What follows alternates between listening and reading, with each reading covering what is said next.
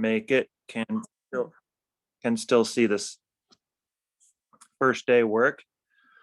So this was supposed to be a lab day, so we're going to have to kind of work our way around that.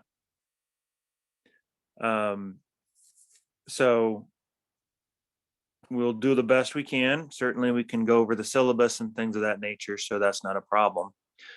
The first thing I'm going to do is I'm going to pull up the syllabus here, and I will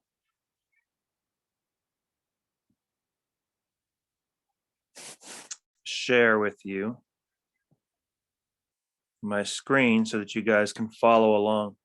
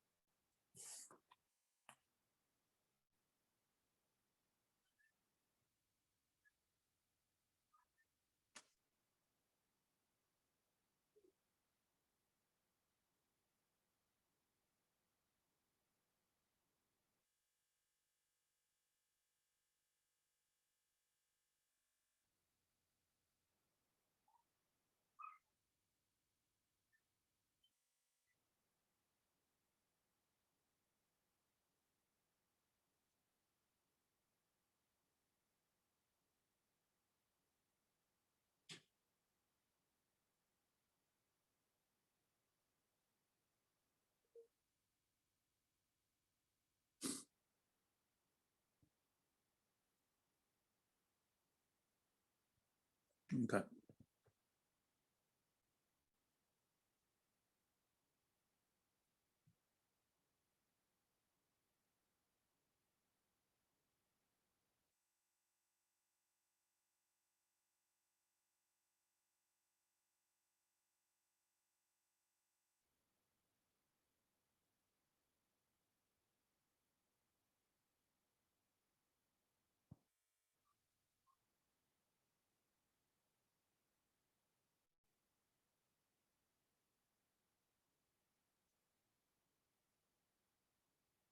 Are we just waiting? I'm sorry. I just want to make sure my Sorry, I'm trying to get my screen to work so I can share the screen. Okay, just making sure. Yeah, sorry.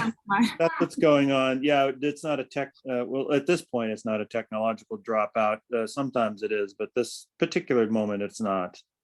Okay, thank you. Yeah, it's this CCD's got like now, now that they've installed all this dual identification, it takes like 20 years just to log into one thing because you have to like approve 16 different things. It's Thank incredibly. You. I just wanted to make sure it's not on my end. Yeah, no. You're good. You're good. Okay. So let me see if I can share my screen, and I want to make sure you guys are seeing what you need to see.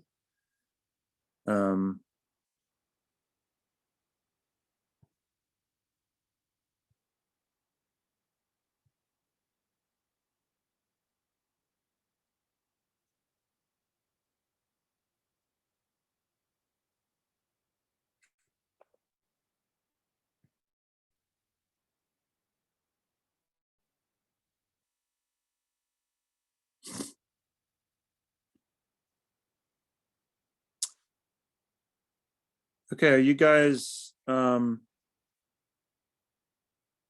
you guys see the screen okay? Yes. Yes. Okay, excellent.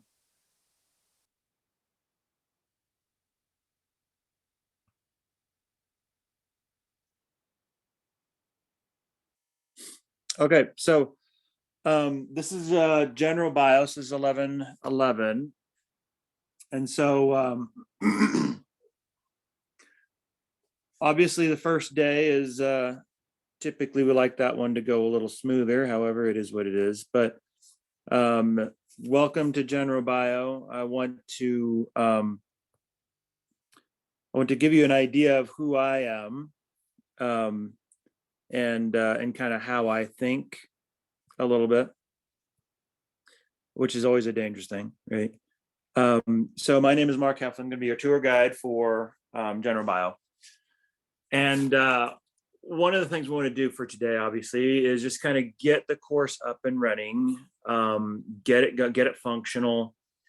And there's a couple of things that I want to show you that is going to be helpful for the class. I want to make sure that you guys get everything you need in terms of getting plugged in, getting your resources, that sort of thing.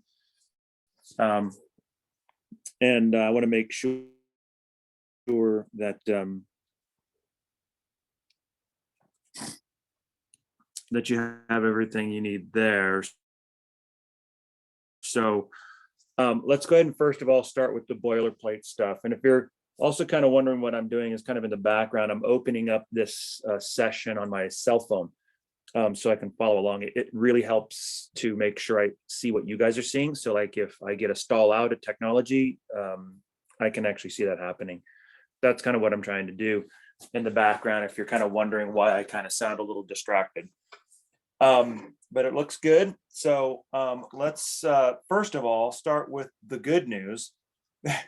The good news is you're all here, right? So you guys represent the the first task of the day, which is find where you need to be, find when you need to be there, and then typically good things happen. So sorry about that.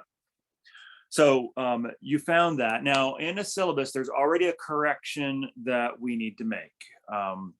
So when we have our meeting times, which are certainly obviously Monday, Wednesday from 9 to 11, that's going to be our lecture time. Lectures I am going to record in some way this semester. It may not be our section, but there will be recordings posted. So I won't necessarily record every Zoom session, but in situations like this where I feel like there's a few people that are not able to make it, then I will record it. I also have a backlog of recorded lectures from previous courses and things like that, that I'll probably also post as well for you guys. So if you miss anything, or if you get distracted or whatever, or you have to step out or something like that, and you need to re-review a section or an area, that'll always be there to your disposal. So the first change that I've mentioned is in our location. So we were scheduled to be on campus in room 1117 from 9 to 11. The problem is, because of that really bad cold snap that we had over the break, several of the pipes broke at CCD, and they flooded our room, and actually the whole hallway of rooms, actually, as it turns out. So we do have signage on the door where we have been rerouted to an alternative room. So we will not be in 1117 until they get that room fixed. But there is another room that we'll be working out of, and there is a big pink sign on the door that kind of reroutes us to that section. It's if you want to write it down for purposes, it is room. It's in Science Building. It's 1019. So when our next meeting day, which will be Monday, comes around, just keep that in mind. And I'll try to run down the hall and intercept as many of you as I can to make sure we get to the right place. But our lecture is going to happen every Monday and Wednesday. Our labs are going to happen every Wednesday after lecture from 11 to 1. That's going to be in our lab room. And our goal for today was to do the first lab. I'm going to talk about that a little bit when we get to that point of how we're going to manage keeping on schedule, even though we're not able to be on campus to do our lab. So it's not going to be ideal, but we'll be able to get it taken care of. So the start date obviously was yesterday on the 17th. The end date is the 8th which is a Monday. That's the 8th of May. And since we are a Monday, Wednesday section, that day will be a business day for us. The 8th will likely be an exam day. So that'll probably when we're going to be taking our last exam is on the 8th. For some of you, you want to keep your eye on the drop date. So like if you're kind of window shopping a little bit and you're kind of sizing up the class and you're trying to figure out, do I want to take this class this semester? Do I want to wait a semester? For some of you, you may be like, well, okay, wait a minute, being snowed out on the first day, that's like a bad omen. I want to try this one another semester. And that's totally fine.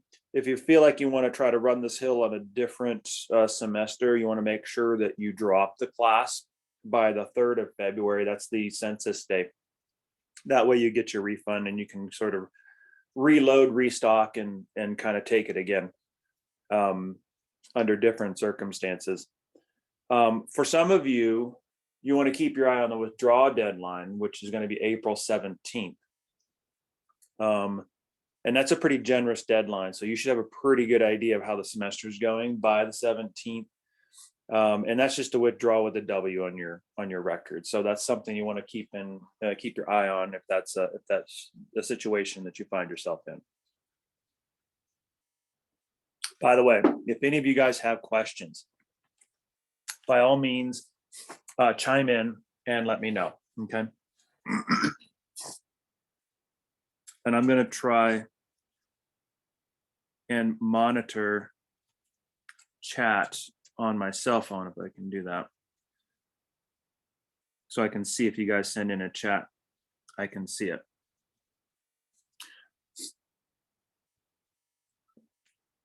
So contact information, right? So this instructor information, you already know my name. It looks terrible. It actually sounds easy, Mark Heffley. The best way to get in contact with me is actually by email. So if you need to get a hold of me, just drop an email to the ccd.edu email. That's the one that I have open all the time. I've got it here at home.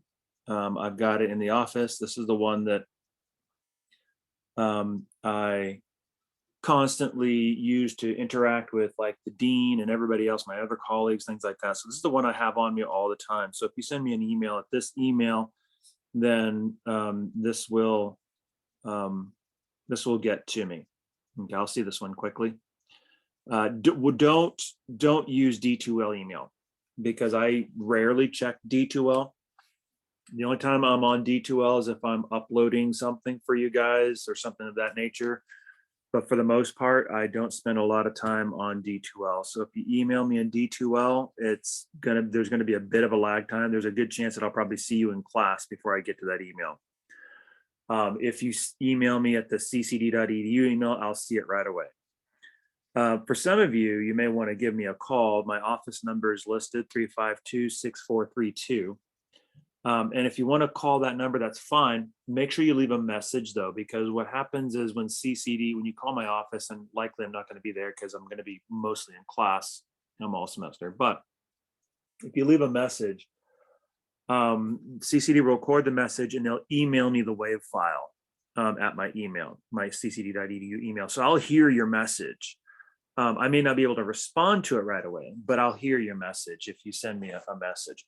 One thing that I want you to do, especially if you do call me, because a lot of times what will happen is students will be like, this is so-and-so, this is what's going on, here's my cell number. Remember when you call me, the one thing I always do, and this is just kind of my own personal way I do things, when I have professional versus personal sort of things, I keep them very separate. So what that means is if you give me your cell phone number, you're never going to hear from me from my cell phone number. Okay, I'll never contact you from my personal my personal contact information. I'll never call you from my cell phone. I'll never call you from my home phone. I will never email you from my personal email. If it's something that's urgent and it's like, I need to talk to you now, then probably what I will do is I will actually email you through D2L. And I'll tell you, generally speaking, it's like, I heard your message. It's going to be okay. It's not a big deal. This is something we can handle on Monday. And that's like 99.9% of the case. But I compartmentalize personal versus professional. So I just want you to be aware of that, because sometimes students will be like, well, wait a minute, he never called me back and I called him like on Saturday. It's like, yeah, because I'm not going to call you from my home phone. So just be aware of that. If you want me to email you or something like that, then also list your email or something like that in your message. Okay. Now, office hours are going to be Mondays and Thursdays from 11 to 1. And they're also, we can do WebEx or Zoom, whatever. I'm fine with that as well. The one thing I want you to do though, is I want you not to make an appointment, but I want you to let me know if you're going to be using them. Because here's what happens. First of all, the most underused resource of all in colleges is office hours. Most of the time, I'm just largely sitting there, staring at the wall. Well, I'm not really staring at the wall. I'm working on stuff, but students never show up. They never come by, and it's okay, because we do a lot of work together in lecture and lab, so we can get a lot of business done just being in the classroom together and being in the lab together.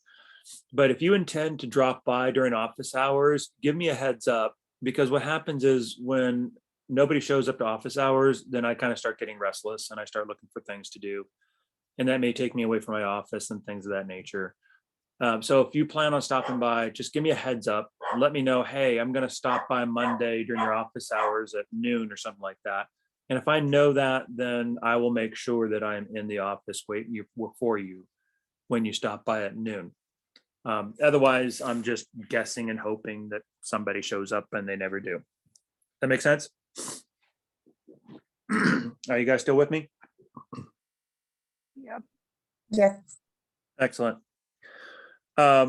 Required text. We have OpenStack. Some of you guys have probably seen that, right? So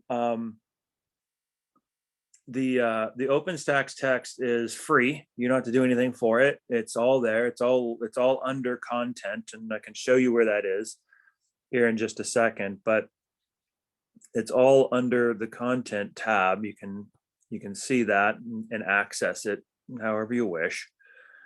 And that is intentional, because we are trying to save you guys some money, actually, believe it or not, because back in the day we started off as students, we realized how devastating it was. So here's the first chapter. You can see there's a lot of resources here. You got your textbook, you got PowerPoint slides, you've got review questions, critical thinking questions. There's a lot of resources here for you guys to work with. Now, here's the one thing, because a lot of times students see this and the first thing they ask is, wait a minute, are you assigning this? I mean, is this all assigned? And the question is, no, I don't assign it.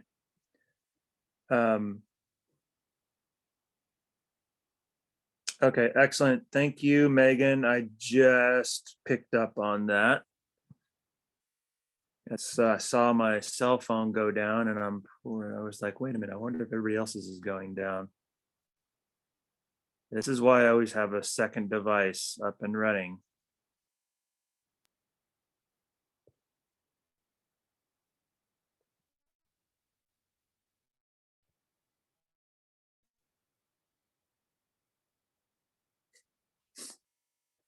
Better?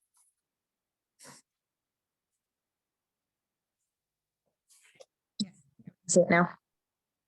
You can see it now? Okay. So you can see you got a lot of stuff here, right? So you got, PowerPoint slides, science of biology, you got sort of summaries if you want summaries, you've got questions, you got review questions and critical thinking questions, connection questions and things like that. And so a lot of times students will be like, well, wait a minute, are you going to be assigning all this? Is this like our homework? And the answer is no. I'm not assigning this as homework. These are resources for you guys.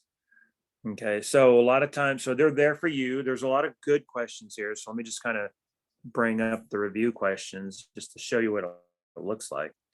There's a lot of good questions here, right? So as you're going through the chapter material and you're kind of trying to wrap your head around, what all this means and things like this, these are really good questions to just kind of test yourself out, kind of get a feel for, well, how are the questions feeling here? Am I really understanding, the material? Is this, am I getting it as well as I feel like I'm getting it? So it's there to help you. And a lot of times when students come to me and they're like, okay, wait a minute, my grade's not where it is. The first question I'll ask is, there's two questions that we ask first of all, before we talk about anything. Number one is we take a look at your absences, right? So are you here? Number one. Number two is the second question I'll ask is, well, have you done those questions? Have you worked on those questions? Have you utilized your resources? Because they're there to help you sort of absorb the information. And I don't want to assign them because I want you guys to have the flexibility and the freedom to sort of deploy them so that it fits to your own study strategy. Okay. Because some of you guys are not, questions don't really help me. I need to do other things, and I want to allow you the freedom to be able to do those other things. Okay.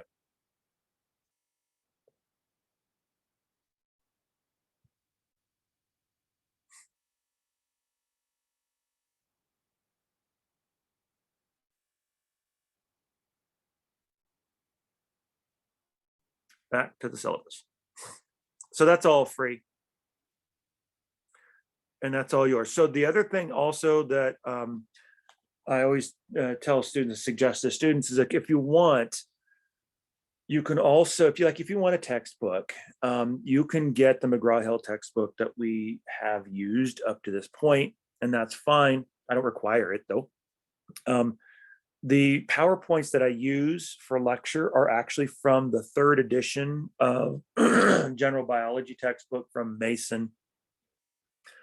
And so I actually use the McGraw-Hill PowerPoints for our slide material. And if you want to get that book, just to kind of follow along with it, I mean, that's totally up to you. You don't have to get the 3rd edition. If you can find a super cheap 2nd edition or whatever, that's fine as well. Because like I said, there's no requirements for the textbook.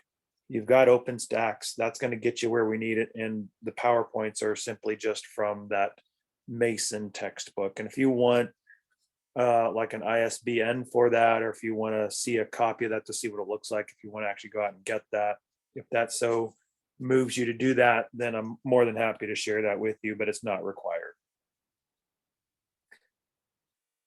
The other thing that is required, however, is the lab manual, which is, you can only find that one in the bookstore. That's written by our department chair, Fleur Farrow.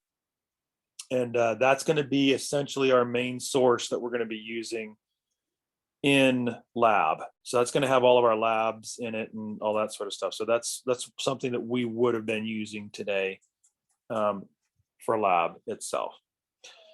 So those are your resources. Try to keep it as simple as possible.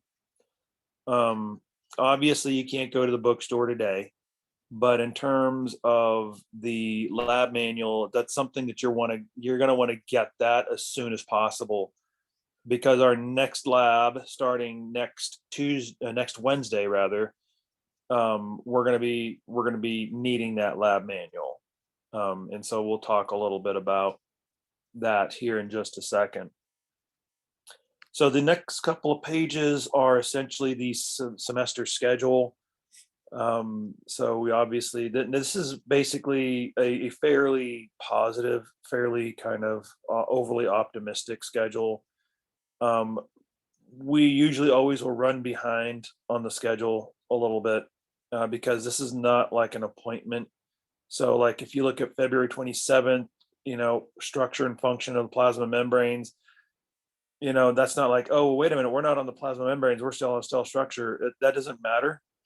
So this is just an order of the chapters that we're going to be covering It's not like an appointment book. Okay. So it's not like on this day and this day, we're going to be covering this chapter. It's not like that. It's just, we're going to start on chapter 1. We're going to just start rolling through the chapters. And if we need to pump the brakes, then I'm going to pump the brakes. So if we need to sort of slow down in a chapter a little bit so that we can kind of wrap our heads around it, then I have no problem doing that. A couple of features of the schedule to point out to you. Obviously, the one that you guys really like, right? That's March 20th, that's spring break. But a couple of features to point out. First of all, you don't just have your lecture, but you also have your lab. So these are the labs that we're going to be doing on any given week. Very helpful because you do have weekly lab quizzes in this class. And so you want to make sure you always know what you're doing that day and what you're going to be responsible for. The other thing as well, you'll notice that in chapters 6, 7, and 8, right here in the middle, you'll notice that these chapters have take home next to them. These chapters, which basically 6 is like an intro to energetics, it's like metabolism, and then 7 is cellular respiration, 8 is photosynthesis. These are what I refer to as the energetics chapters. And so these 3 chapters are bundled together in a take-home exam. And generally speaking, I'll give you that take-home exam probably within the first few weeks of the semester. Usually I try to get it around like that first lecture exam time. And this take-home exam, you'll be able to take it home and you'll be able to work on this exam for the entire semester. It's not due until the last day of the semester. And the goal here is, this is a very intentional sort of a thing. A lot of times students take a look at this and they're like, well, why do I do this? And why do I do this take-home thing? I do a take-home actually in every single one of my classes. And the reason is this. First of all, the topic of energetics in biology is too important to ignore. So we have to do it. However, having it in class where we're taking up lecture time in class to do it has created some problems in lecture, because here's how this has typically worked out. Historically, we have basically kind of taught chapter 6, or I have rather, in class, like a usual chapter, and then 7, and then we'll go through 8. And generally speaking, the material for 6, 7, and 8 would have usually landed on exam 3. That's usually where those energetics chapters would have been in a historical class. But here's the problem. The pattern that I saw was that students, regardless of ability, right? I mean, A students, C students, failing students, it didn't matter. Students would be performing in classes. They would do well on maybe exam 1, they would do well on exam 2, but then they would get to this energetics exam and we would take it in class and it would just absolutely destroy their grade. And it didn't seem to matter. And then not only that, but since exam 3 is toward the end of the semester, students didn't really have a chance to recover from that. What I was seeing was a pattern where even A students, their grades would drop to a B and they wouldn't be able to actually recover that on the next exam, even though that they were doing well everywhere else in the lecture. They were doing great on all the rest of the topics in biology. But when it came to that energetics one, when they took the exam in class, it would just demolish them. It was like a millstone around their neck. It just took them to the bottom of the Atlantic. And so that was, first of all, I felt like, number one, it was unfair. Number two, it was highly inaccurate, right? Because this student who's been performing fantastically throughout the semester didn't get a grade that reflected how good they were at biology. And I thought that was unfair. And so what I did was I took those topics out of the mainstream lecture and I bundled them in the take home so that you guys can actually have more time to process the information, to digest that information, and to sort of wrap yourselves around that information in the take home exam. To go along with this, however, I also have some lecture videos for you on energetics so that you can actually go through these lecture videos. Here's the energetics module here on the side. You can see you've got an energetics part 1, part 2, and part 3. So there's your intro to energetics, and you can see that these guys are simply just YouTube links. That's all they are.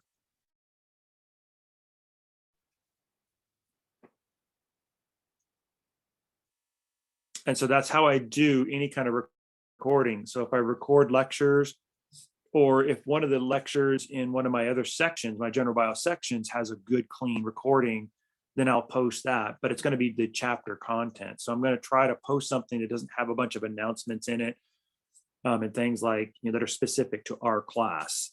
So those are the kinds of recordings that will go up. It's all through YouTube, and that's to increase your accessibility, because a lot of people have problems with different video formats, but nobody has a problem with YouTube.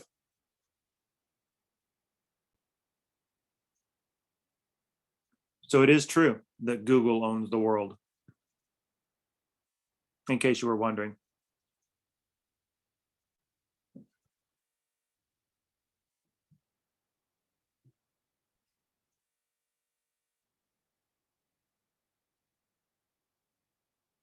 Okay, still here.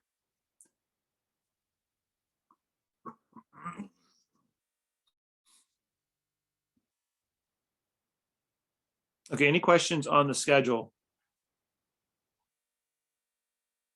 And if you wanted, if anytime when I ask kind of like a barometer question, like how are you guys doing? If you want to just shoot me a thumbs up in the chat, then that's a good, easy, quick way for me to know that you're with me and that everything is good.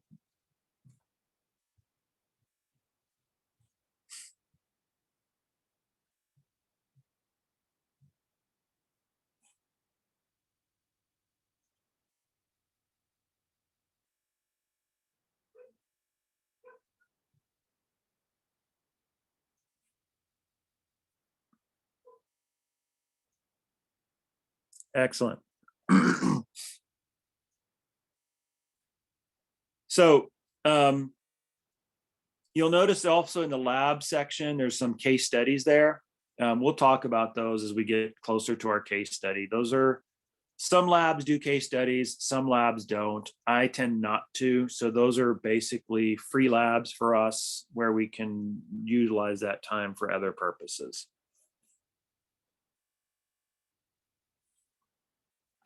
Okay, let's keep moving on. So policy time, right? So let's go ahead and take a look at some of these policies. The first one that I always lead with, that I always want to make sure students are aware of, is that as the instructor, I reserve the right to change the syllabus as necessary. Now, this always makes students nervous, right? This doesn't mean that I'm going to change some sort of a policy in mid-semester, like I want to pick and choose favorites and I'm going to give one policy set to one student and another to another. That's not the way that works.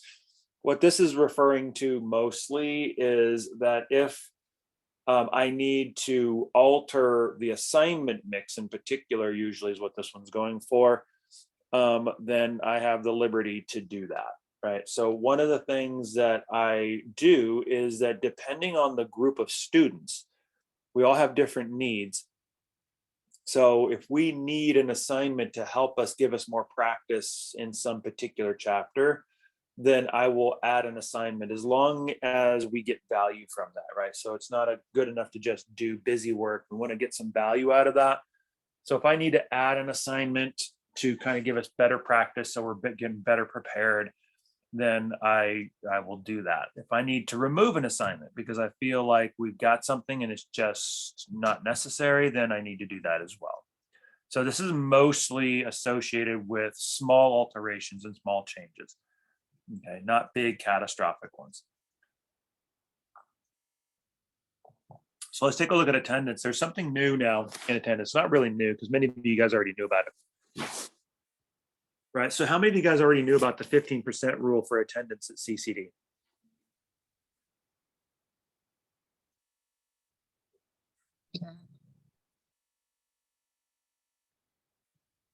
Does anybody know what that is?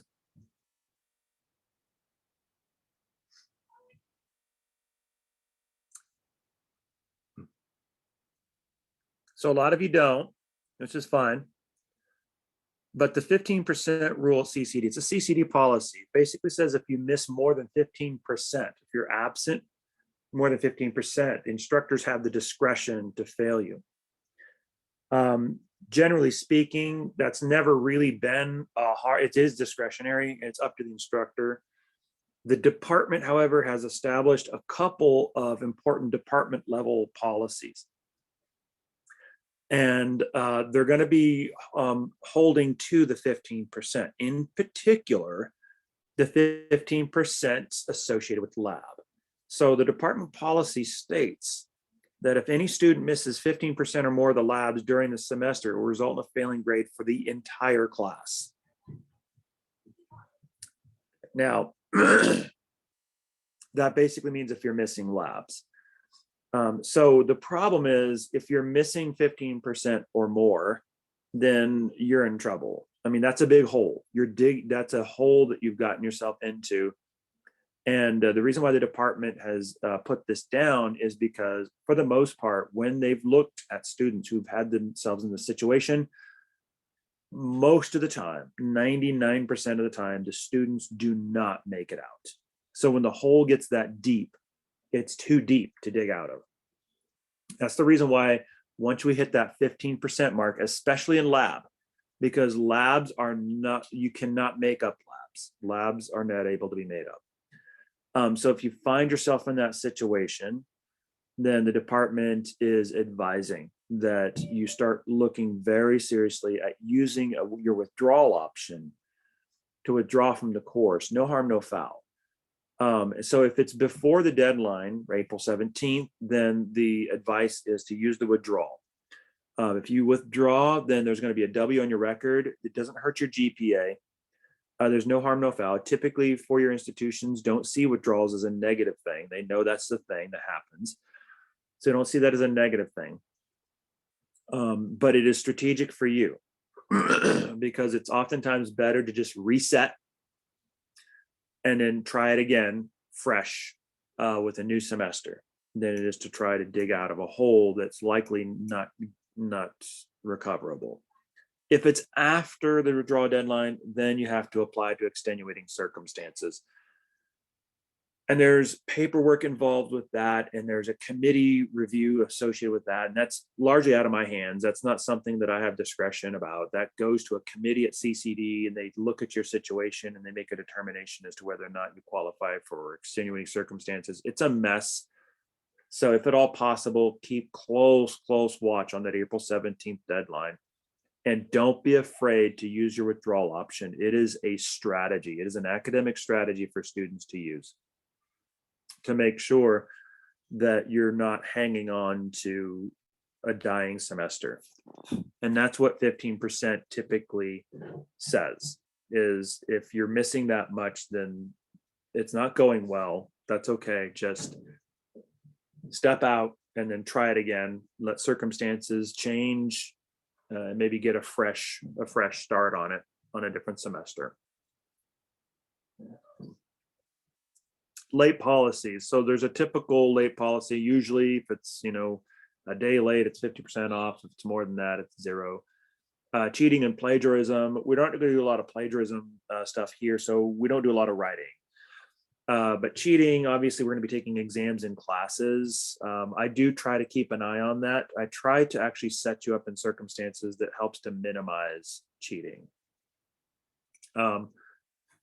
One thing, however, that I do to help you out there is like on exams, for instance, I will always give you multiple versions of the exam so that the person next to you doesn't take the same exam. So if you're like eye wandering a little bit, whether it's intentional or just not even thinking about it, you don't have to worry because the person next to you doesn't have the same exam. So if you want to copy it and cheat off of it, go ahead, you'll just fail the exam. So I kind of will set that up that way.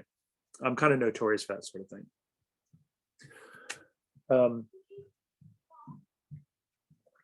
Really flagrant violations of cheating are rare, but when I do encounter them, I'm pretty swift and unyielding. The best example of this would be like just straight out copying or cheating or something like that. Let me give you an example from anatomy and physiology in one of my classes. During a lab exam, one of my students had on her phone a picture of the model that was on the exam.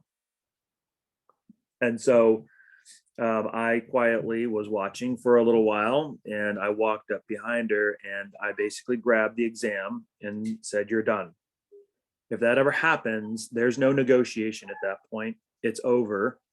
And basically now the only recourse that you have is to throw yourself on the mercy of the court. And by the way, if an instructor catches you cheating, if you're like, there's academic dishonesty, the instructors actually have a lot of discretion. It can go all the way down to failing. So that's like on the most aggressive penalty for academic dishonesty. It can go all the way down to failing. It all depends on the situation and on the intention. This was pretty intentional. And so she got 12 out of 100 point exam, which largely ensured that she was going to fail the course, but she was lucky to get 12. So that is rare, but the response is typically swift and unyielding, like I said. So just don't do it. It's not worth it, honestly. You get nothing out of it. And you just basically destroy your own career. That's really all you end up accomplishing. Quizzes, typically quizzes, there's not going to be a lot of lecture quizzes, but lab quizzes, certainly, those will be given at the beginning of lab. And typically the lab quizzes will have two parts. And generally speaking, our lab quiz cycle will start next week in next week's lab. I'm going to keep that schedule. And I want to explain to you how we're going to get ourselves prepared for that lab quiz, even though we don't have the chance to be in lab today. Typically, those will start off at the beginning of lab. And we'll take about the first 10, 15 minutes or so to do those quizzes, and then we'll be off to our lab activities. Now, I said there was two big department level policies that were implemented this semester. The first one was attendance. This is the second one, and that is the exam policy. So the department is permitting one exam per course to be made up for any reason. However, when you make up this exam, this one exam of yours, you have to get this set up within a week of the missed exam.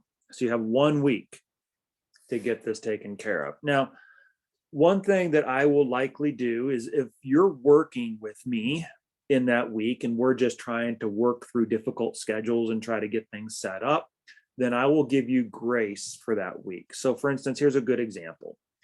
Let's say that, you know, a relative died and you have to go out of the country or something of that nature.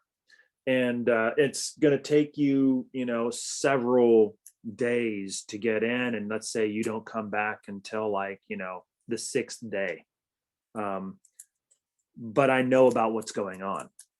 And we start working on getting that makeup taken care of on the 6th day. Now, obviously, you're probably not going to be able to come in the following day and take the exam. I understand that. It may take a few days for us to get our schedule worked out so that you can come in and take it. If you working with me, and if we're actively working on trying to figure out the makeup within that 1 week window, I will give you grace for that. Even if the actual exam makeup time when you actually take the exam falls outside of that 1 week window. If, however, it takes you 2 weeks to work with me, then it will be a 0. Okay, so you have to start working with me at least within that week. And then I'll give you grace for that. For lab exams, and we do have one lab exam, a big one at the end of the semester. These are lab practicals. They're practical exams. They get set up in the lab. There's a lot of stations and a lot of labor involved in that.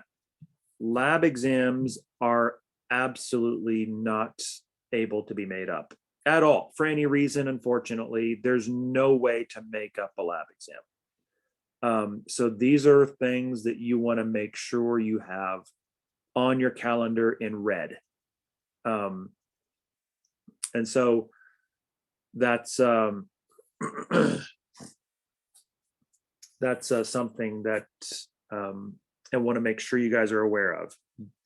If you have to miss something, lectures are easy because we'll have some recorded background for it. We'll have some recordings for it so you can get those, but lab exams are difficult, and labs in general are difficult to make up. Okay, so do not miss lab exams. For 100 level courses, which is what we are, right? We're 1111, we are a 100 level course. You will get that one makeup for that exam for full price. So you'll get your full 100 points on that one, just like normal. If you miss a second exam, then you will only get 50% of that. It starts off at 50. And there's a reason for that. The department isn't trying to be mean. What the department is basically saying is that if you've already missed 2 exams, then you probably need to start looking at a W, because the semester's not going well. For whatever's causing that, like maybe work schedules, or just not working out the way you wanted to. But if you're missing 2 exams, then that's almost half of the semester content. That means you probably need to start shifting your focus on, withdrawing.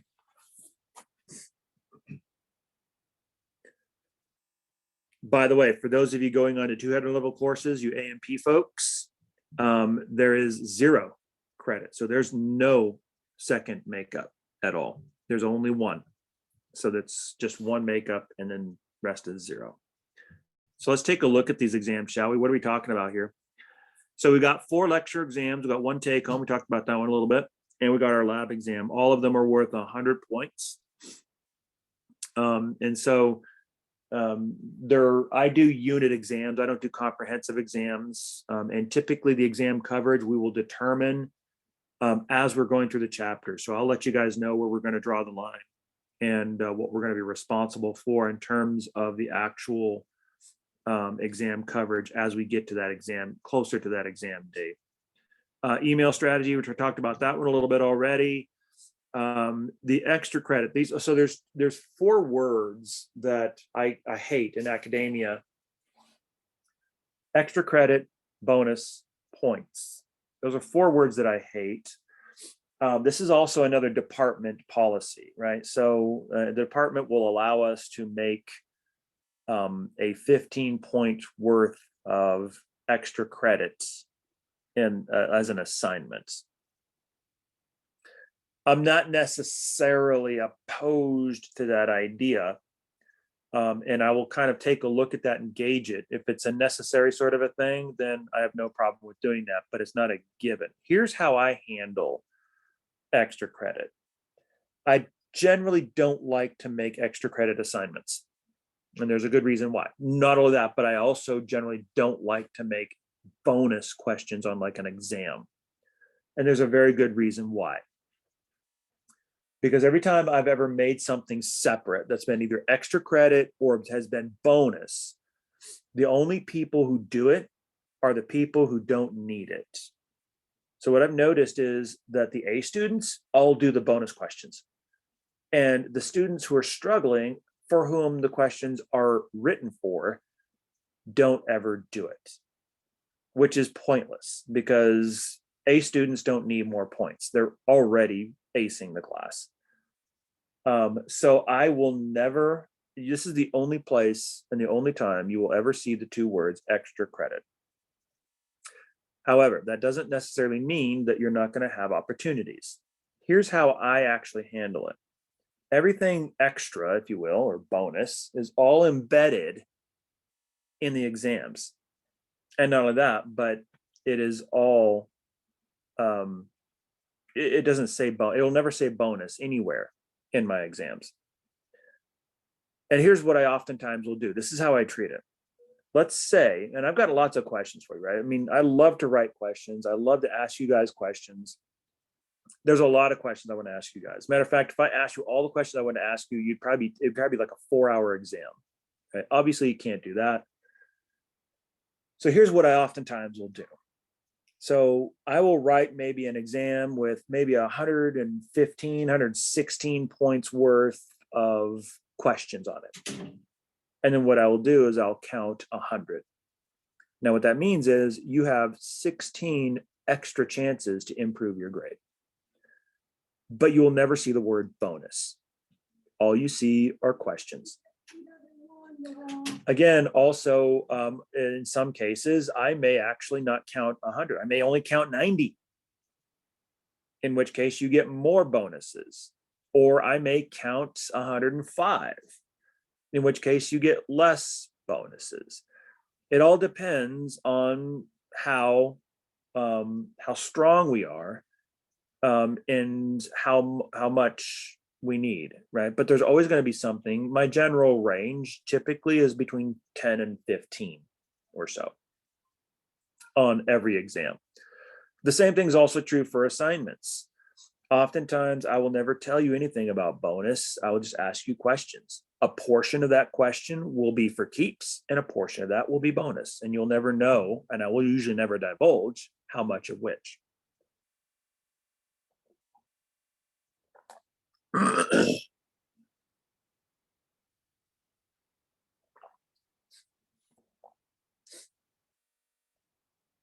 So the reason why I don't like using the word bonus is philosophical. First of all, bonus suggests, or extra suggests, that these are questions that are not as important as the rest, which is oftentimes the reason why students don't do them, because they see them as unimportant. But I actually reject that idea. I can't stand that idea, because here's my point of view. Ultimately, you don't have extra anything. It's either important or it's not. And if it's not important, then we shouldn't be wasting our time working on it in class and talking about it in class. Time is precious, and it's our most valuable commodity in this class. We can't waste our time. If it is important, then we need to talk about it, we need to learn it, and we need to ask questions about it. So it either is or it isn't. And that's the reason why I don't like the term bonus, is because it's either important or not. If it's not important and I'm giving you a bonus question, what I'm saying is I'm going to waste your time here. And that's not right. That's basically what I see communicated with the term bonus.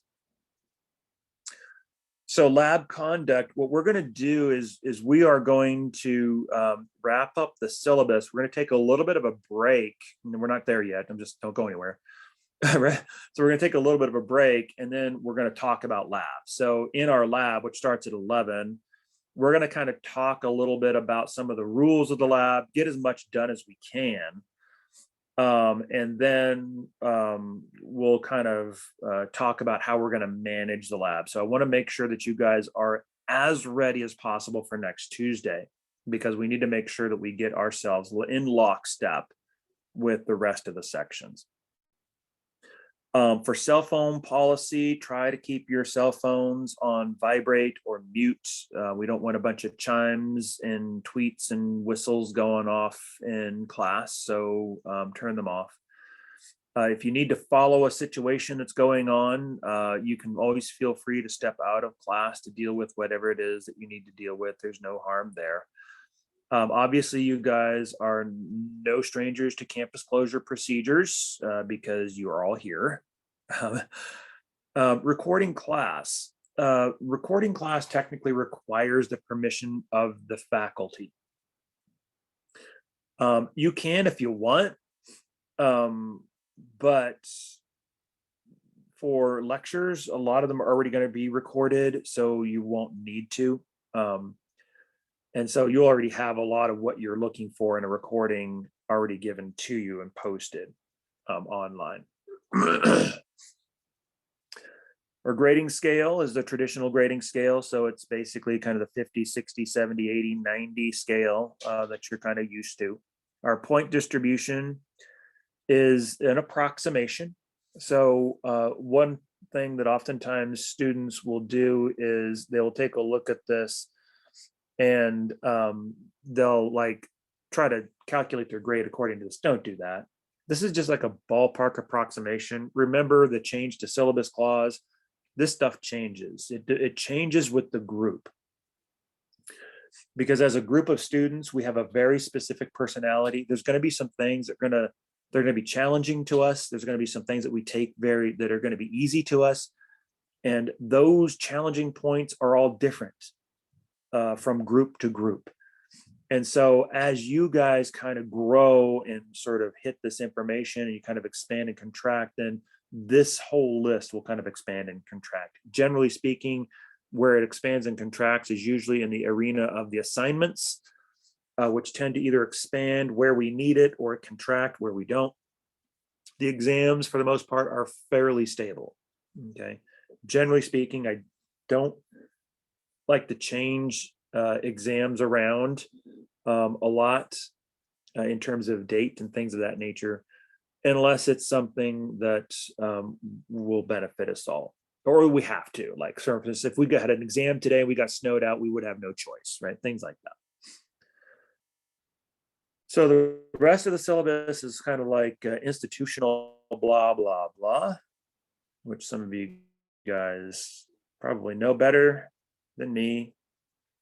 Well, probably not, but you know it pretty well, probably as well as me for some of you guys, because you'll see this pretty much every class. Okay, there's our syllabus. Are there any questions that you guys have?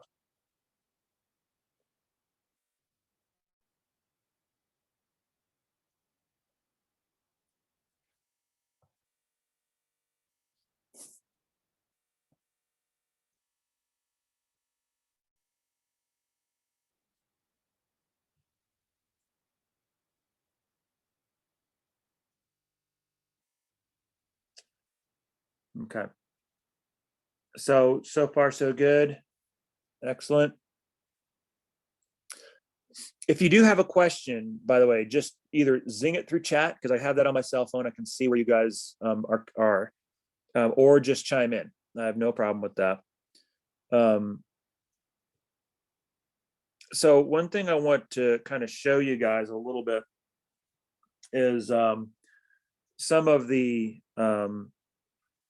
under the start here stuff. This is some of the boilerplate CCD information, right? So we talked a little bit about recording class. We talked a little bit about conduct and academic integrity, right? That was a cheating and plagiarism component. There's a couple of other things. The CCD institutional outcomes, that was that last piece, whatever the broken topic is. Oh, I know what that is. That's the syllabus quiz. I'll kind of show you a couple of things here in just a second. Just to kind of round out this discussion, this is a CCD level thing. The ADA and the grade of incomplete early alert, discrimination, and harassment. We just kind of want to cover these briefly just to let you know that they're there, right? So the ADA, the Americans with Disability Act, this is basically in place so that students who have some sort of a disability, making it difficult for them to function in a classroom, are eligible for accommodations that will help them be able to access the academic environment equally, right? So this isn't like a leg up. So you're not looking at giving you a competitive advantage. This is basically just about leveling the playing field, right? So, by the way, the Disabilities Act covers all sorts of disabilities, not just physical disabilities. You don't have to be in a wheelchair to qualify for this. Matter of fact, there's a lot of students when they first come to college and they realize for the first time that actually they've been suffering from like a learning disability or something of that nature that's making it very, very difficult for them to learn. And in some cases, it can be very subject specific, right? So like sometimes students will be like, well, I'm fine in my English classes or in my history class, but man, when I get into science, I mean, it just like, it's like my brain just like goes on vacation, or I just wither up and die. And sometimes students will go in, you have to be diagnosed, right? So you have to actually get some sort of a diagnosis, some sort of a documentation that there is a disability there. But like sometimes students will be like, wait a minute, I didn't realize I even had like a slight learning disability. And oftentimes what will happen is you take that diagnosis and take you to the access center, which is on the first floor of the Confluence building. And then what they'll do is they'll give you a letter with just different accommodations and things like that, things that you can have. Like sometimes students will need more time on exams.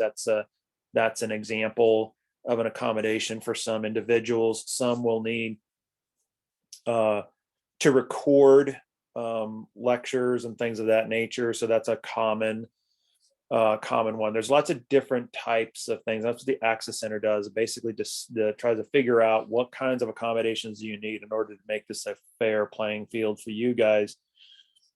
And so if you think that's you or something like that, it's a great office. Go to the Access Center and just kind of inquire a little bit. So they do a really great job there for the students. The grade of incomplete. So we already talked about recording class. So the grade of incomplete. The grade of incomplete is a little bit different than extenuating circumstances. The grade of incomplete is something that we can do to kind of put your semester on hold. The problem is an incomplete requires two things. First of all, you have to have completed 75% of the semester. So you can't do an incomplete until you reach that point. And you have to be passing the class. So this is not something that you can exercise because you're failing a class or something like that. This is designed for students who are largely performing well in the class and things are going well, but then all of a sudden life just opens up from underneath them and swallows them up. And they can't get away. And so what they need to do is hit the pause button right where they are. And then the requirement for the incomplete is you have to come back the following semester and pick up where you left off and finish the semester. I always encourage students to not ever utilize the incomplete, because generally speaking, my experience and most faculty experience is that students who get an incomplete never finish. And if you don't come back and finish it, then your grade will revert to an F automatically. Of all the incomplete students I've had, none of them have come back. And that just goes to speak of the nature of the incomplete, because usually when life kind of swallows you up like that, it's going to take more than a semester to clean all that mess up. And so oftentimes students don't come back. That's the reason why I suggest always try to use the W at all possible. Try to use that W, because there's no harm, there's no foul for that. The early alert system is basically like a progress report. So as you guys are going through the semester, we will alert the advisors of students who are struggling or who are have various potential issues that could threaten your ability to perform academically. This is a positive thing, by the way. Don't look at it as a punitive thing. We're not like, calling out the dogs on you. What we're trying to do is we're trying to make the CCD resource people aware of the students who are in most need of resources, so that those students who are struggling early on can get support early on so that they can maybe improve their semester. So it's intended to try to identify students who are showing early signs of struggle so that we can try to intervene as an institution and help change the trajectory of that semester. That's what it's intended to do.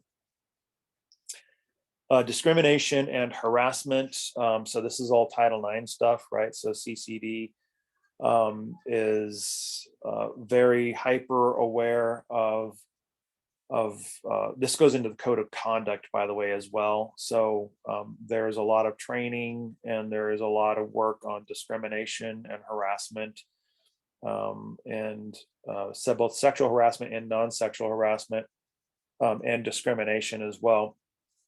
So these are two things that are not tolerated, and in any institution, honestly, not just the CCD. So this is just kind of a statement of their policy. And if you do feel like you've been discriminated against or harassed, then there is a Title IX officer who you can report to, and you can kind of let them know what's going on. And typically they will investigate the situation and make sure that you get due process for that purpose. Okay. Any questions after this?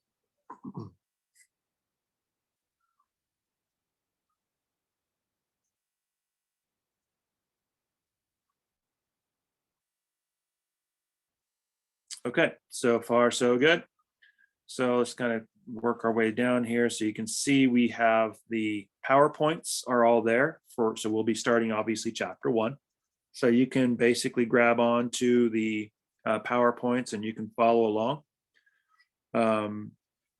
however you wish. The recorded lectures have its own module. They're all hidden. So what you're seeing here this is my screen, obviously, right? You can't see anything there, because these are all last semester's lectures by date. You can obviously see it's fall semester stuff. So they're all hidden. So when we do a specific recording, then typically what I'm going to do is I'm going to try to, instead of saying, oh, this is the 824 lecture, I'm going to try to actually say this is chapter 1, part 1, or chapter 2, part 2. So that's kind of how I'm going to try to record it. And I've got 3 1111 sections. So you may not all be recorded. So whichever one feels like it's the cleanest recording, then that's the one I'll go with. And also it'll be one or the other. But like I said, I'm going to try to keep it to the chapter content, so you don't have to listen to Tuesday's, announcements and stuff like that. Okay. So you saw the energetic module, you saw pretty much everything else on the content. Now, a couple of things I also want to draw your attention to is the quizzes section.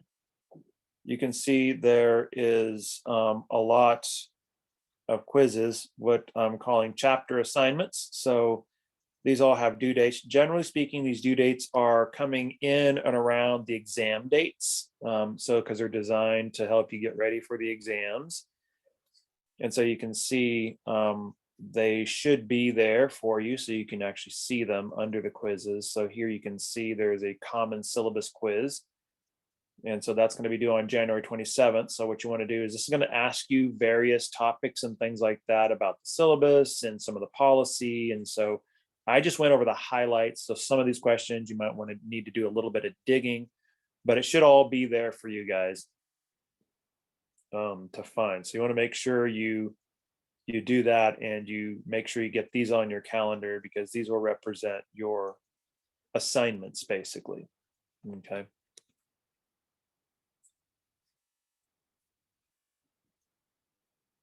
Any question about the assignments?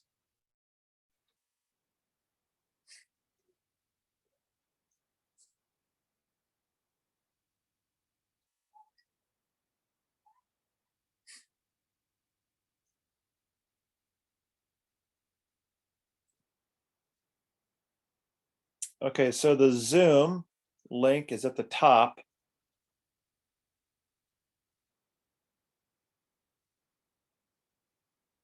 But don't forget the other announcements.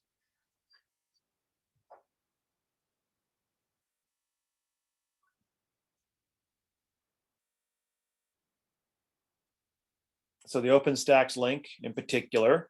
So this will take you to OpenStax, the website. And if you want a hard copy, there's an ISBN there for you if you want that.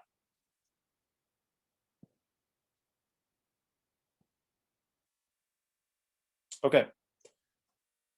That is most of the intro to the class. Do you guys feel fairly functional now? You're like, that depends.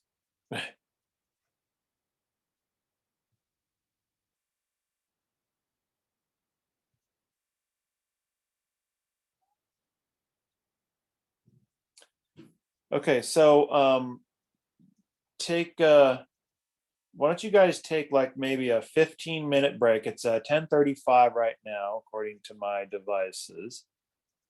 So let's take about, let's go ahead and just start at the top of the hour at 11 o'clock if you want. So take a little nice little break there, kind of get get your coffee or whatever and kind of get yourself sort of, wrapped around, maybe review some of the things we talked about. If you have any questions, we can attack some of those questions. And what I want to do at 11 is I am going to kind of get us broken into lab a little bit as much as we can.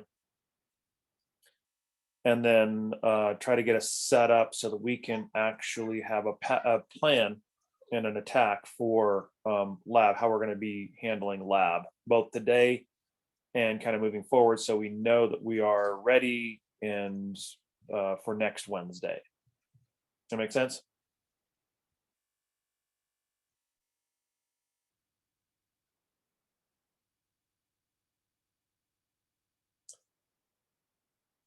Okay, let's meet back here at 11.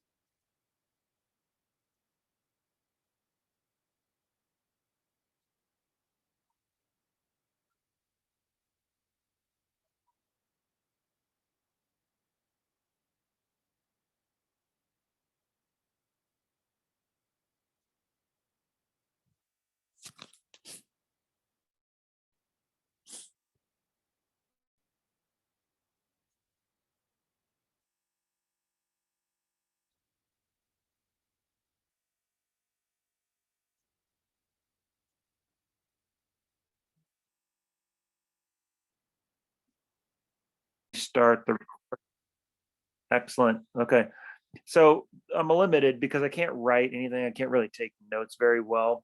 And usually I kind of do a little bit of a chalk talk, and I wanted to do that today, but I don't have a way to do that. It requires a lot of writing. I want to be able to do that for you guys. But what I'll probably do is I'll probably do the chalk talk on Monday morning.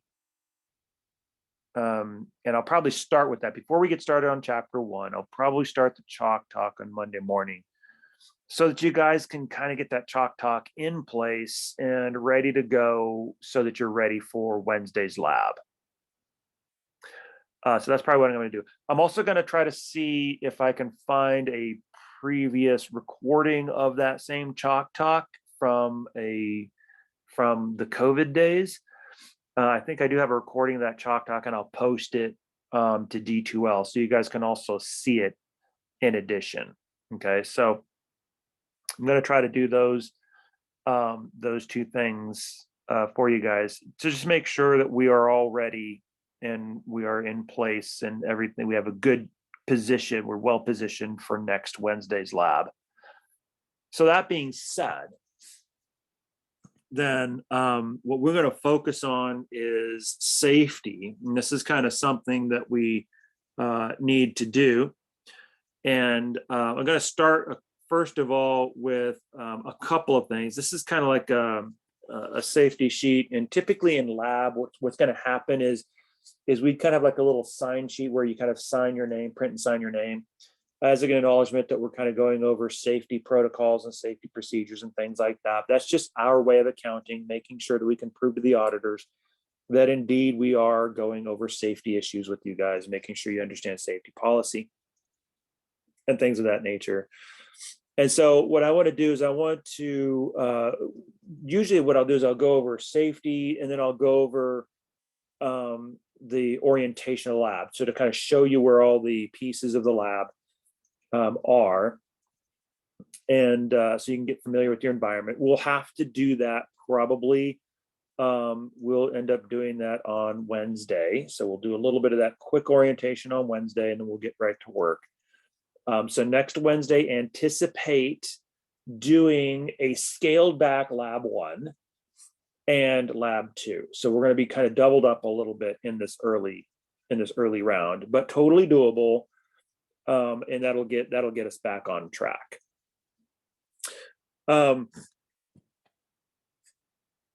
the first thing I want to cover is in 12 and 13. And these are some of what I refer to as the cardinal rules of the lab. So these are rules that you don't break. I think not a Catholic, but my understanding is a cardinal rule is the one, like if you break that one, it's like you're excommunicated or something like that. I don't know if that's true or not, but it's bad, right? So you don't want to break that one. So there are 3 cardinal rules in the lab. 2 of them you see here. The first one is in any lab room, which is 1103, there's no food or drink allowed at all in the lab rooms.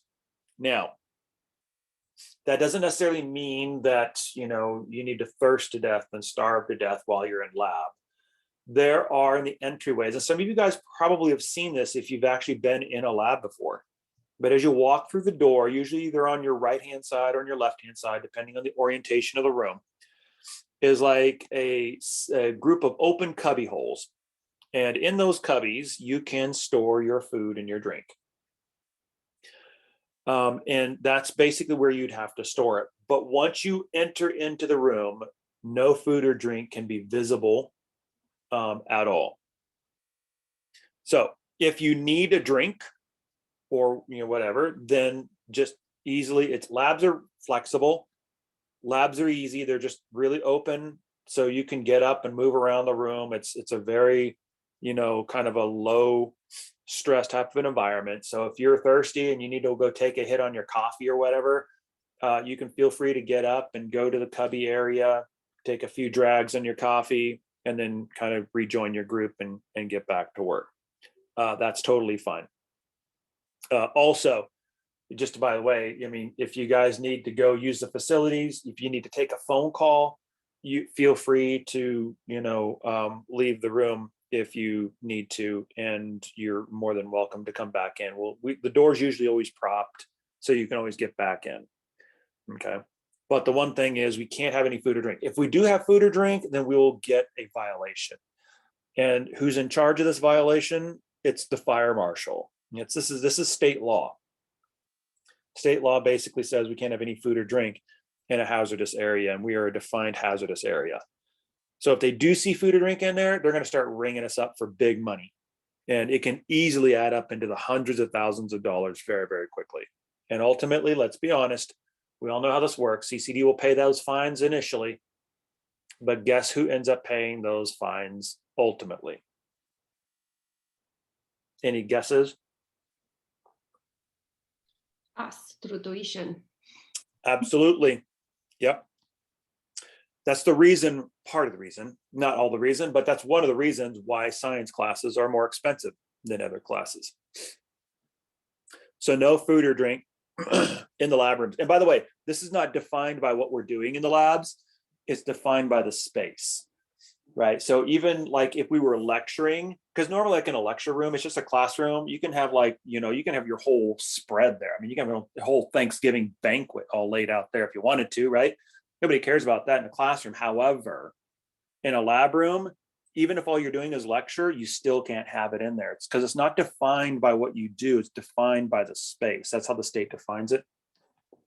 Just to give you an example, like in the off semester, like when you guys were still at home and we were coming to campus and meeting in a lab as faculty to just talk about the semester and organizing and planning the semester and things like that. When we have a meeting in a lab room, we can't bring food or drink at all. So even though there's no students in there, it's just us, we're just talking about the semester, we're just planning, we can't have any food or drink at all because the space is defined as a no food zone and a no drink zone. So it is a very strong one. It is state law. The second one, which is number 13 that you see here, is very similar. This is kind of an offshoot of that one. So typically we want to try to leave the lab room doors closed. Now there's like a little latch that I usually put on there that I kind of allow, so that you're going to open the door. That way you don't have to keep knocking on the door and asking somebody to open the door for you. So you can kind of come in, but generally you try to keep the door closed because it's part of our ventilation system. The other big cardinal rule that we have that's actually associated with the no food and drink one is dress code. So the dress code one is, so there's no dress code, first of all, right? So you don't have to buy a uniform. That's not a thing. However, there's absolutely no open-toed shoes allowed in the lab. So like, it's not a problem now on a day like this, right? Because we probably have our snow boots on, we're probably out somewhere shoveling. Not a problem now. But I guarantee you, when March comes around, spring break hits, you're going to come in dressed down, you're going to have your shorts on, you're going to want to have your sandals on, and you're going to want to start moving into, it's summertime and the living is easy, right? That's the mode you're going to be moving into. You can't do that in lab, because if you got open-toed shoes, it's considered by the state as hazardous, because what they see is worst case scenario. What they see is us basically playing around with 18 molar sulfuric acid, and that drops on the floor because we're butterfingers apparently.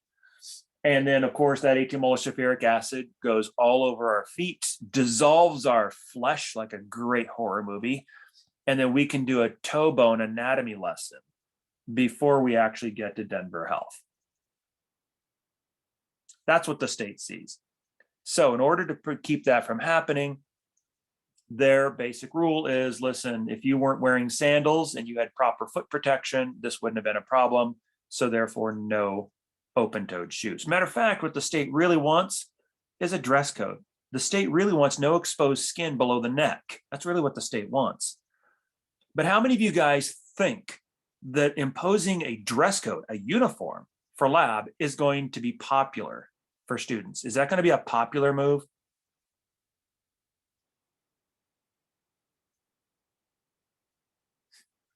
Yeah, first of all, the one thing we know for sure about dress codes is they don't work.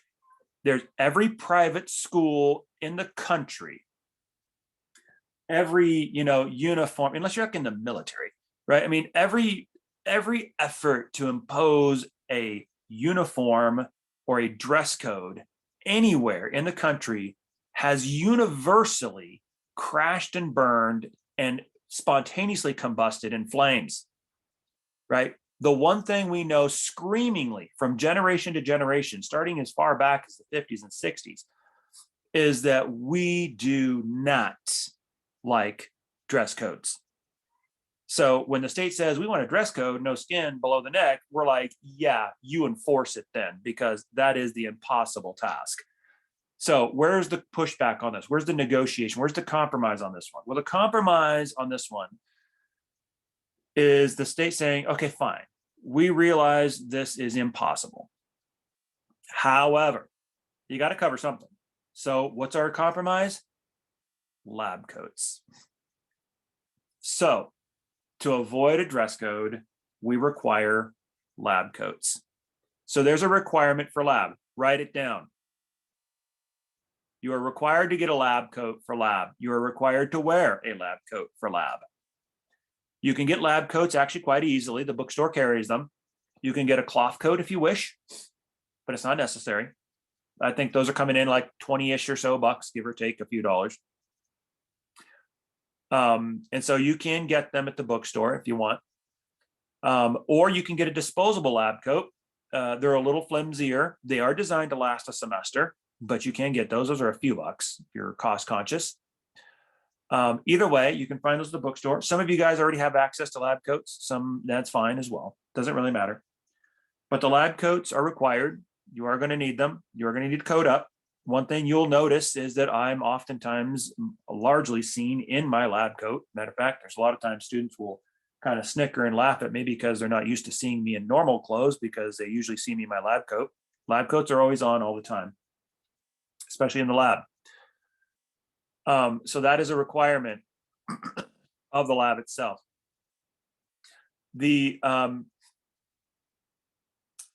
For the lab coats, the one thing I want to make, because sometimes students will ask me this, because some of you guys may have known what life was like pre-COVID and some maybe not, but I always get this question every now and then. Back in the day, and the reason why we have disposable lab coats is because back in the day, what we used to require students to do is to buy separate lab coats for separate labs. So that is to say, like, let's say, for instance, you're taking this class at 11:11, and then you're taking micro. Instead of having one lab coat that you take to both labs, we would have you buy 2 lab coats for each one, and the lab coats would stay in that room. And the reason why we did this was because we wanted to eliminate the spread of bacteria across the campus. However, COVID hit. And then having lab coats all kind of intermixed with each other in the rooms became a hazard, because we realized that if somebody had COVID and their COVID exposed lab coat was mixed in with everybody else's lab coats, then that was going to be exposing other students to COVID, and that was unacceptable. So the policy is now changed. This is the current policy. Make note of it. The lab coat is your responsibility. You have to have one, but it is your responsibility. Bring it with you, and it's up to you to launder it and to clean it. Now, exposure is your responsibility. We suggest that you try to keep it as clean as possible. However, the lab coat will get dirty. One thing I always suggest to students is you don't want your lab coat to touch anything else. When you launder it at home, launder it alone, okay? Because you don't know what's on it. Could have bacteria on it, could not, I don't know. You never know, right? So you want to make sure you launder it separately. What I always tell students to do is get a gallon Ziploc bag, fold your lab coat up in there, and keep it in that gallon Ziploc bag so you can have it in your backpack or with your stuff, but not touching all over your stuff in your backpack. That way you're not, if it does have bacteria on it, you're not spreading it everywhere. And then take it home and launder it and keep it in that bag so it's separate from everything else. That's our suggestion. So that's my suggestion. However, your lab coat is kind of on you. Now, goggles, I saw that message coming through about goggles. You, technically speaking, goggles are required. However, we do have goggles in the lab that you want to use if you want to. Some labs are going to be more goggly than others. Typically speaking, unless the lab is fairly splash hazardous, I'm pretty lenient on the goggles part. So if you're not like wearing goggles, I'm not going to just come down on you and be like, "Where's your goggles? Minus 20 points," or something like that. It's not going to be like that. I mean, if it is something that's kind of splash hazards or looking kind of hazardous, then I'll be like, you know what, we should probably wear goggles for this one. We need to be mindful of what we're doing. But like, for instance, if all we're doing is looking at slides on a microscope, I mean, what's the point of goggles? Common sense says there's no splash hazard there. So that's up to you. There probably are some labs that you're going to take. If you guys take anatomy, physiology, you probably will want to invest in some goggles because it's a little bit more splashy, fumey, and things like that. Or if you're taking bio too. And I always encourage students, if you are going into some of those classes where they're going to be a little more goggle required, then it wouldn't be a bad idea to invest in your own goggles. I always tell students that because that way you've got them and you don't have to worry about somebody else wearing them and things like that. So I always suggest that if that's something, in a direction you're going to go. Yes. Kenneth, thank you. You've got all the good questions coming through right now. Do we need to have our hair back? The answer is yes. Your hair is a hazard. It gets in the way. So you want to tie that back because at the very least, it'll be dragging around and God knows what, especially if you get into AMP, you would have your hair just kind of floating around in all the cat juice and stuff like that. And you'll go home smelling great. But yeah, definitely have your hair back because it can be hazardous. It can also block your vision if your hair is kind of down in your face. So you want to have your hair out of your face, kind of pulled back so it's not dragging or potentially causing a hazard.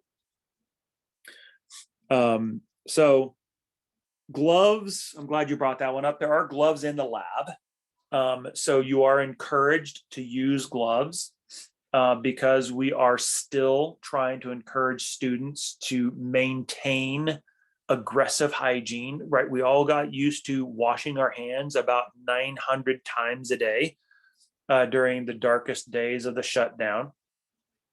Like 900 times a day at home where nobody has COVID. That's how we were. Seems a little silly now in retrospect, but still, right? One thing I always encourage students to do is do not lose that habit. Continue washing your hands, continue staying clean, continue the hygiene, continue your 20-second hand wash. Because one thing we know for sure, and we learned this really well during the COVID shutdown, is that keeping your hands clean and washing frequently actually is quite effective at reducing viral transmission. And not just coronavirus, but adenovirus, influenza, everything. As a matter of fact, during the COVID shutdown, when everybody was socially distancing and they were washing up really well, I mean, the flu season was non-existent, which was amazing. I mean, we saw a complete cratering of the flu season, largely because of the steps that we were taking. So these steps do work to minimize viral transmission. So keep up your hand washing. Also, glove up. You'll notice when I walk into a lab, a lab in particular, the first thing I do is wash my hands, dry my hands, and then I glove up, because I'm there more than you are. And I'm aware that there are high contact surfaces. And so just, high contact surfaces are, I mean, just people are touching them, different sections are touching them. And so you never know what's there on the surface. So I always take that extra precaution to just kind of put an extra layer between me and my skin. As an instructor, actually, tabletops and things like that are usually fairly well cleaned, but you always want to make sure you keep them clean, because you can't make assumptions, right? So it's always encouraged to glove up. You're not required to glove up, but it's always encouraged to glove up. I will always be gloved up. You will see me gloved up usually. And that's just to minimize viral spread. That's just to minimize contact. That's simply all that is. It's not because there's a big COVID scare going on. It's just because I'm not interested in bringing the flu home to my 3 kids and then having all 3 of them turn into puking fountains all over me. And if anybody's ever had a bunch of kids puking all over you, it's psychologically scarring at best. I'm still haven't gotten over a few flu seasons from a few years ago. Let's put it this way. I used to love cottage cheese. I'll let that one sink in.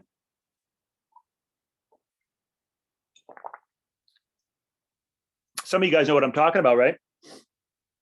A toddler who loves their milk has the flu. What does that come out looking like? Yeah, looks like cottage cheese, doesn't smell like it, trust me. Yeah, that's my thing. You want to get me going, that's it. That's it right there. So that's why I wear gloves. And if I feel particularly vulnerable, I'm not afraid to wear my mask either. So that's the reason why, I say absolutely glove up. I mean, the flu's no joke either, guys. I mean, the flu kills, historically, actually, the flu has killed more people than coronavirus, any of the coronaviruses.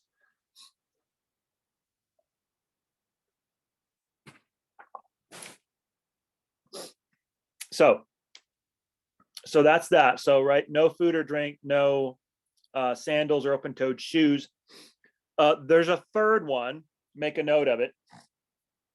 And this one is brought to you by the department, right? So the third cardinal rule is take care of the microscopes. We'll learn where our microscopes are when we settle into the lab space itself. So I'll show you where those are. But these are pieces of equipment that we're going to be using. And so there's 3 ways that you can actually take care of your microscopes. You want to write them down. Way number 1 is always hold your microscope with 2 hands. Now, when you take a look at a microscope, it looks pretty darn heavy, right? It's got a steel frame. It's pretty heavy. It feels like you can hammer nails with it, but you can't, right? Because the lenses are really finely ground and really tightly aligned. And so even though if you drop that microscope on the ground, it doesn't look like anything broke or it doesn't look like anything got dented, those optics get out of alignment and they're pretty well done at that point. Because at that point, in order to fix broken optics or compromised optics, it's probably about as much to fix it as it is to just buy a new microscope. And each of those microscopes will be running us around $1,500 to about $2,000. And that's a pretty conservative estimate. Those are pre-inflation numbers, by the way. It's probably more, it's probably about $1,000 more than that. So if you kind of hold it like a baby, right? So you kind of hold it by the frame and then put one hand under the base, like you're holding like the little baby butt, right? And that's a good hold, right? That's a 2-handed hold. That's a good one. The second way to take care of your microscopes, write this one down as well, is to only clean a microscope with lens paper, optical grade lens paper and lens cleaner. So when we clean it, we don't just use a paper towel or anything like that. That's very scratchy. That'll scratch up the optics. It'll scratch up the lenses.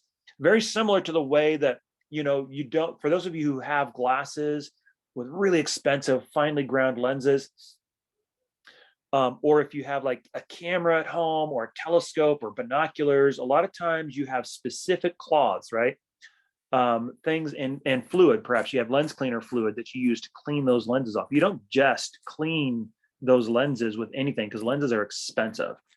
Because even if they feel soft, they're not soft on a microscopic level. They're like scratchy, they're like steel wool.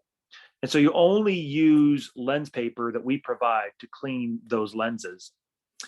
The third way, also write this one down, is every microscope has 4 objectives. And the objectives are the silver drums underneath the main part where you look through. And this is the one where you can adjust it, right? These are lenses, and they come in 4 different strengths. They do the majority of the magnification, by the way. And so there's 4 different strengths. There's what's called a 4X, that's a low power. Then there's 10X and 40X, and then there's 100X. Now, 100X, typically we will never need, because usually you only use 100X if you're looking at bacteria. And so you also need to use a specific type of strategy called oil immersion, which is listed here under number 7.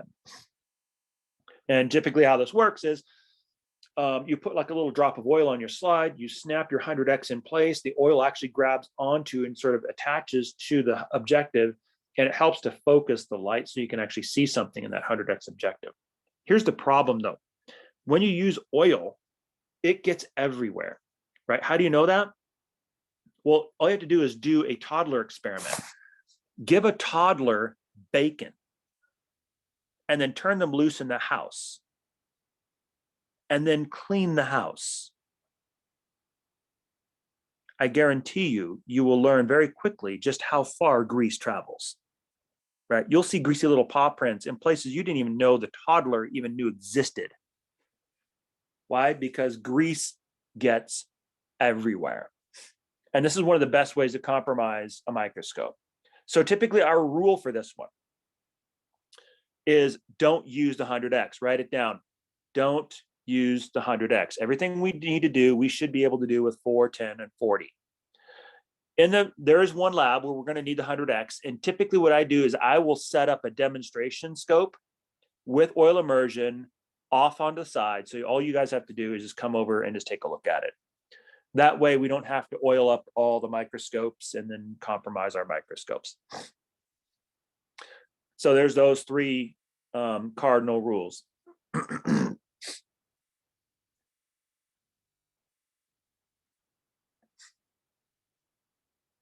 One thing we do need to be aware of is fire alarm. They are going to be doing fire drills this semester. Don't know when, don't know what day. But when we get into our space, we will basically see where our fire drill route is. Okay. So that we're ready for that one. So those are the 3 cardinal rules of the lab itself. Do you guys have any questions?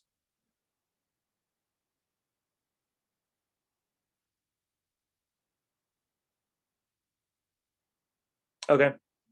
As for your what? What do you got?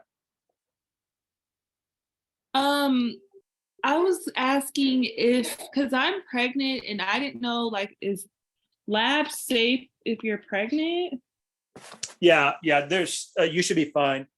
I actually had a student in because I mean in 1111, the stuff that we're dealing with, the chemicals we're dealing with are not really noxious. We're by the way not dealing with 18 molar sulfuric acid. That's pretty terrible stuff that will burn you. I mean, the stuff we're using is very, very low concentration. And so a lot of these safety measures are largely the state's overall, like, worst case scenario piece of it, with like organic chemistry in mind. That's kind of what they have in mind. Okay, thank you. But yeah, there shouldn't be any problem at all. As a matter of fact, A&P labs are actually more noxious than the general bio labs. And I actually had an A&P student who was pregnant, and I mean, she was like really pregnant. I mean, she delivered actually during the semester, and then like came right back. So she was still in that, recovery phase, and she was able to do the lab in A&P. Okay. This one is considerably more, scaled back. It's like not nearly as bad as A&P, and it's not dangerous. It's just like it's smelly. You got preserved cats and stuff like that, so it just stinks. And when you're pregnant, you probably know this. I mean, everything just your smell is all hypersensitive, and just things get funny. Okay. Any other questions?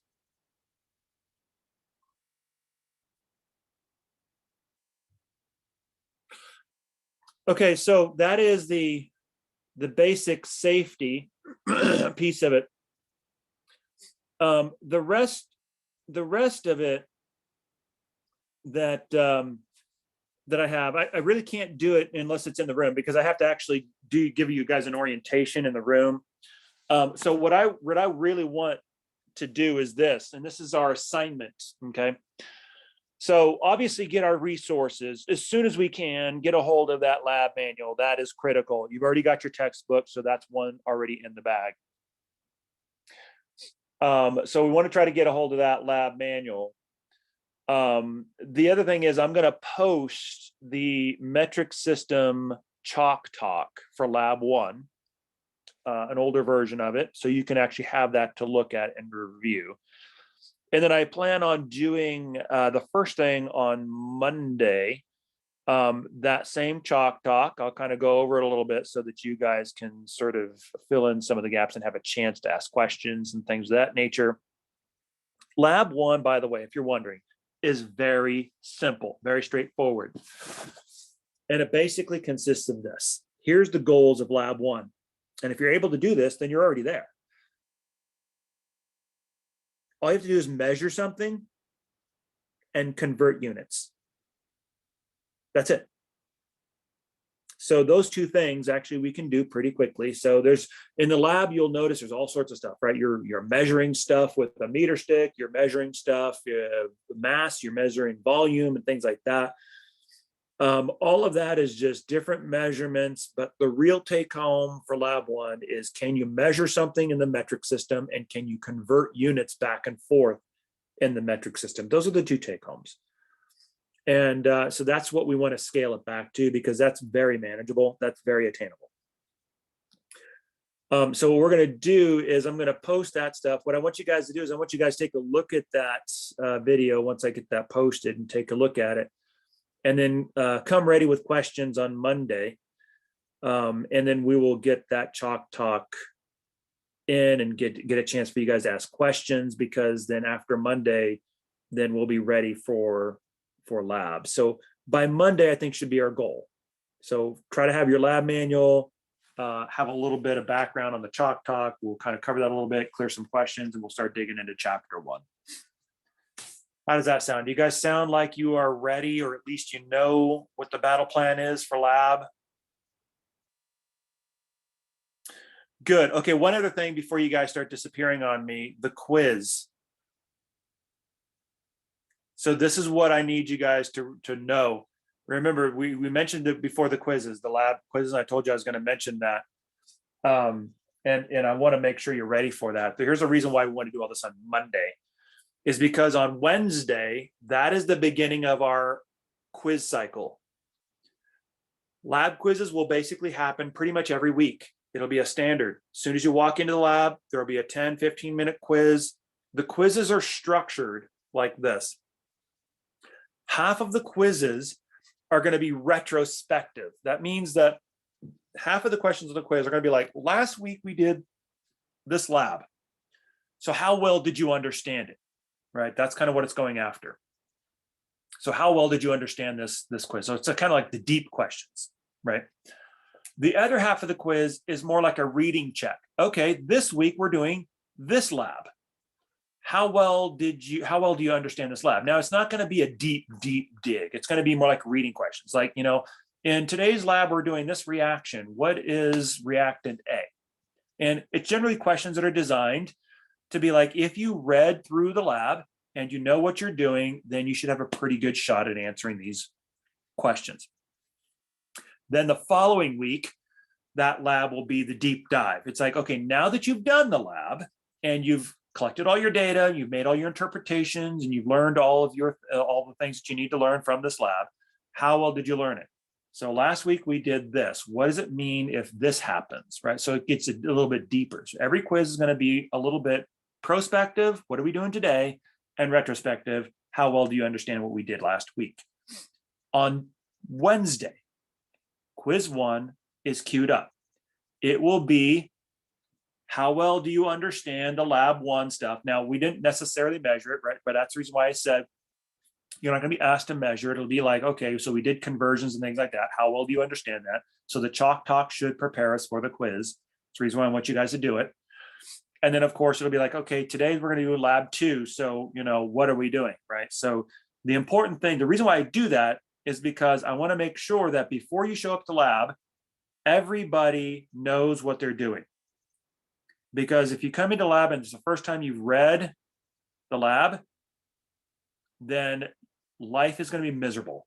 You're never going to finish the lab, and you're going to be there forever, and it's going to be a very unpleasant experience. If you come in and you have an idea what you need to do, you know what's going on, you just need to know where everything is, then usually the lab goes very efficiently, it goes very quickly. You have more time to understand what you're doing instead of trying to figure out how to do things, and you can get more out of it, and then that'll prepare you better for the quiz the following week.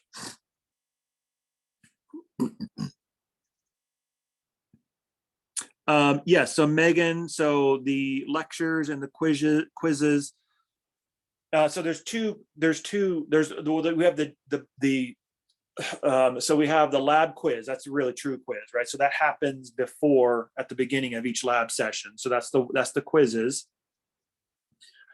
And then, of course, the lectures themselves we'll be doing in class, and then those will also be posted in one form, right? So it may be your guys' lecture, it may be different, it depends. I mean, you guys are my first section. So like on Monday, you will be the first ones, but since we're sort of canceled for today, you'll probably be a little bit behind the Tuesday because Tuesday met yesterday. So outside of class is the take-home exam. That is true. And studying, that's primary, right? So that's like most of what you're doing. But also remember, you have the assignments, right? Those quizzes is that what you're talking about? The quizzes and the assignments in the quizzes tab in D2L. So you have those, right? Those chapter 1, those are designed to help you study and to work through the material. Okay. So those are all kind of part of that process. And also don't forget your resources. Part of what should be part of your studying strategy is your resources, your OpenStax resources.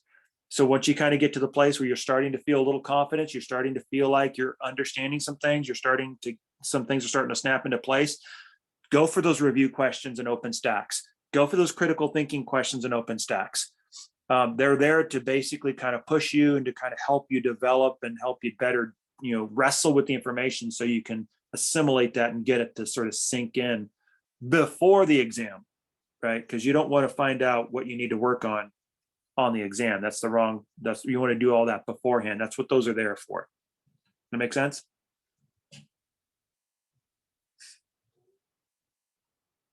Okay, do you guys have any other questions?